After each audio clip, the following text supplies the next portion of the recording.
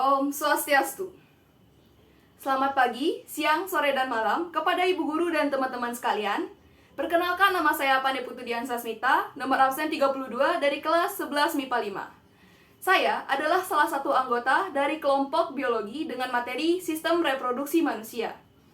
Pada video teman-teman saya yang sebelumnya, mereka telah banyak sekali menjelaskan tentang subbab pada materi kelompok kami, seperti pengertian sistem reproduksi, ada organ-organ reproduksi, siklus menstruasi, kehamilan, ASI, dan lain semacamnya.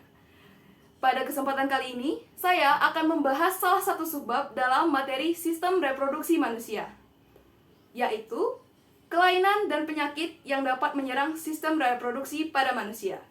Seperti yang kita ketahui, kita hanyalah manusia biasa yang tak luput dari segala macam penyakit dan gangguan medis. Dan jika ditelusuri lebih dalam, ada banyak sekali penyakit dan kelainan yang dapat menyerang sistem reproduksi kita. Karena jumlahnya yang terlalu banyak, jadi saya akan meringkasnya di video ini. Oke, saya awali dengan penyakit atau kelainan yang dapat menyerang sistem reproduksi pada wanita. Yang pertama, ada endometriosis. Endometriosis adalah suatu kelainan yang disebabkan ketika jaringan pelapis rahim atau yang biasa disebut sebagai jaringan endometrium tumbuh di luar rahim, seperti ovarium, usus, ataupun panggul. Nah, jaringan yang tumbuh tersebut akan semakin tebal dan akhirnya akan luruh, persis seperti siklus menstruasi pada umumnya. Namun, darah hasil jaringan yang telah luruh tidak bisa dikeluarkan dari tubuh, sehingga akan menyebabkan rasa sakit yang luar biasa ketika seorang wanita mengalami menstruasi. Selain itu, endapan dari jaringan tersebut juga bisa membuat iritasi pada jaringan di sekitarnya. Ada pula faktor risiko yang dapat menyebabkan seorang wanita terjangkit endometriosis, yaitu kondisi genetik, kondisi medis, gangguan sistem imun, bentuk vagina, leher rahim atau rahim yang abnormal, kemudian ada gaya hidup yang kurang sehat seperti pola makan yang tidak sehat ataupun alkohol, dan yang terakhir ada kekurangan asupan asam lemak omega 3. Baik, selanjutnya yang kedua, ada displasia serviks. Displasia serviks adalah suatu penyakit atau kondisi yang disebabkan oleh pertumbuhan sel abnormal di serviks atau mulut rahim. Nah, displasia serviks ini bisa tumbuh dan berkembang hingga menjadi kanker serviks. Penyebab utama terjadinya displasia serviks adalah infeksi human papillomavirus atau HPV. Nah, virus ini dapat ditularkan dengan melakukan seks, baik itu secara vaginal seks, oral seks, ataupun anal seks. Nah, adapun faktor risiko yang dapat menyebabkan seorang wanita terjangkit displasia serviks, yaitu wanita tersebut sering menggonta-ganti pasangan seksnya. Kemudian, pernah berhubungan seks atau melahirkan sebelum usia 18 tahun. Tidak menggunakan kondom saat melakukan seks dengan pasangannya. Daya tahan tubuhnya lemah. Kemudian dia juga memiliki riwayat transplantasi organ ataupun mengonsumsi obat penekan imunitas. Wanita tersebut juga berkemungkinan mengidap HIV atau AIDS. Dan dia juga adalah seorang pecandu rokok. Dan yang terakhir, seorang wanita dapat mengidap displasia serviks karena dia terinfeksi penyakit menular seksual. Nah, displasia serviks ini umumnya tidak bergejala, namun pada beberapa pasien, mereka memiliki gejala seperti pendarahan pada vagina di luar siklus menstruasi mereka. Oke, yang ketiga, ada sindrom ovarium polikistik atau yang biasa disingkat sebagai PCOS. Nah, sindrom ini adalah suatu penyakit yang terjadi ketika ovum atau sel telur tumbuh secara tidak normal. Nah, pertumbuhan yang tidak normal ini disebabkan oleh ketidakseimbangan hormon di dalam tubuh wanita. Nah, umumnya gejala pada penderita sindrom ovarium polikistik adalah periode menstruasi yang tidak teratur, serta pembentukan kista pada ovarium. Nah, akibat dari menderita sindrom ini, wanita bisa mengalami kesulitan hamil atau mandul. Adapun faktor risiko yang dapat menyebabkan seorang wanita mengidap sindrom ini, yaitu faktor genetik berupa hormon androgen yang terlalu banyak dalam tubuh wanita. Nah, hormon androgen itu apa? Hormon androgen adalah sebuah hormon yang bertugas untuk mengatur kadar maskulin dalam diri seseorang. Nah, hormon ini banyak terdapat pada laki-laki, namun juga kadang dijumpai pada perempuan, meskipun jumlahnya sangat sedikit. Nah, selain itu, Kadar insulin yang rendah pada diri seorang perempuan juga dapat menyebabkan perempuan tersebut mengidap sindrom ovarium polikistik, di mana insulin adalah sebuah hormon yang bertugas untuk mengatur kadar karbohidrat atau kadar gula di dalam tubuh seseorang. Ketika kadar gula dan karbohidrat dalam tubuh seseorang itu terlalu tinggi, maka produksi hormon androgen akan semakin meningkat. Dengan demikian, wanita tersebut akan mengalami sindrom ovarium polikistik. Halo, kembali lagi dengan saya. Pada kali ini saya akan membahas tentang penyakit atau kelainan yang dapat menyerang sistem reproduksi pada laki-laki. Yang pertama, ada disfungsi ereksi.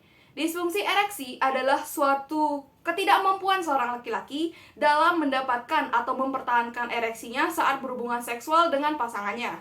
Nah, faktor-faktor yang menjadi penyebab dari disfungsi ereksi adalah laki-laki tersebut mengalami penyakit seperti tensi tinggi, penyakit jantung, diabetes, obesitas, gagal ginjal, dan lain-lain.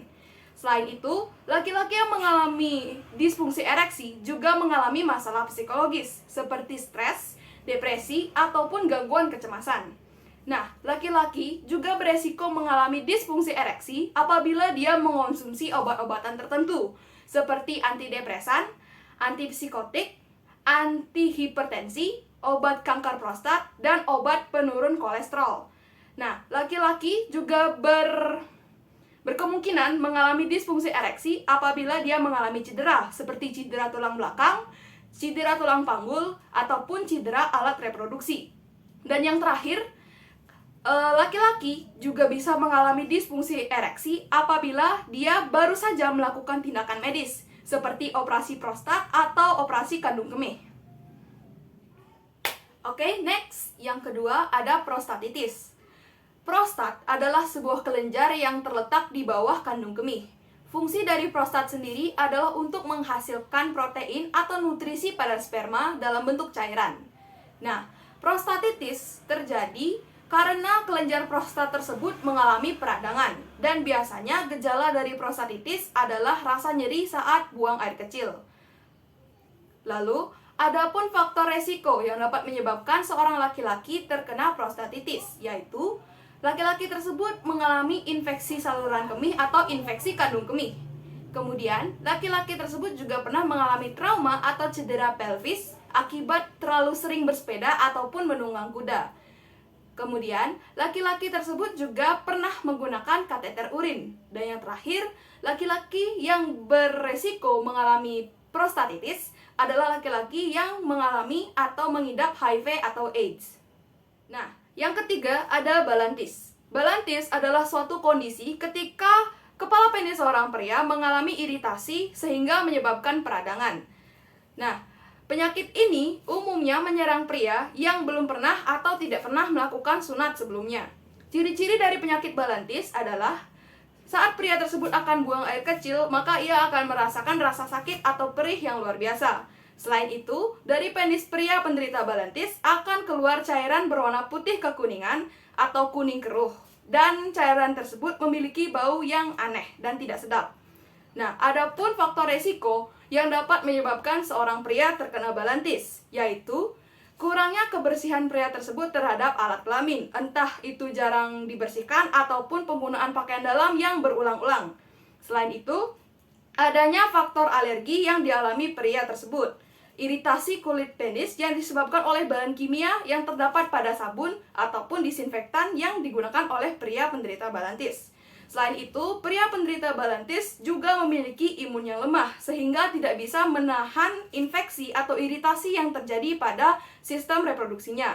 Selain itu, pria tersebut juga menggunakan steroid dalam waktu yang cukup panjang, di mana steroid adalah obat yang digunakan untuk menekan suatu reaksi peradangan dan juga menekan sistem imun seseorang. Dan yang terakhir, pria tersebut juga sedang menjalani kemoterapi. Jadi jika seorang pria sedang menjalani kemoterapi, maka dia akan lebih beresiko terkena balantis. Nah, tadi saya sudah menjelaskan tentang kelainan atau penyakit yang dapat menyerang sistem reproduksi baik pria maupun wanita.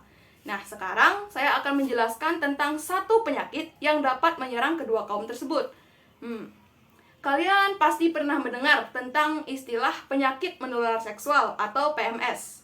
Nah, penyakit ini juga memiliki nama lain, yaitu infeksi menular seksual atau IMS.